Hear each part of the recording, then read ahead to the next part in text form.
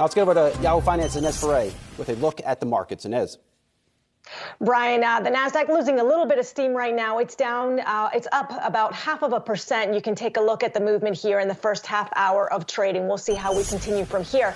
But looking at the sector action, we are seeing communication services. This is where Meta is located. That is in the lead, followed by technology. You've got energy and consumer discretionary, which are lagging right now. This is partly because if you look at the Nasdaq 100, you've got Tesla lagging down 5%. And as I had mentioned, communication services, Meta up more than 12% right now after its quarterly results. We also have Amazon that's up more than 2%, and Qualcomm seeing gains up 5% after the chipmakers' guidance beat estimates. Also looking at the semis, because I just mentioned Qualcomm, we are seeing quite a bit of gains in the semiconductor space.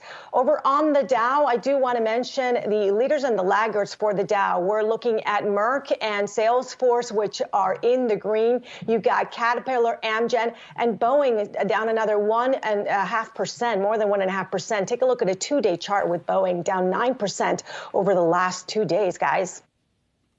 And we, of course, have other earnings as well. In fact, Meta and Twitter aren't even the only social media companies out today. Pinterest was out with numbers also.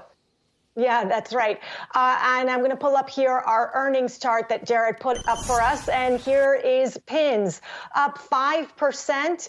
And this is after the company beat on the top and the bottom line. A slight miss on active monthly users. Analysts did note that expectations were low going into this print, and those user trends still remain a concern. Advertising revenue, though, did come ahead of estimates. Year to date, the stock is down 45%. And PayPal up more than 3%. Here we go. Here, I've got it right here. Up 3.5% after beating revenue, and also its active users came in better than expected. The company did, though, cut its full year outlook for sales, also adjusted earnings per share. Keep in mind that this stock has been heavily under pressure.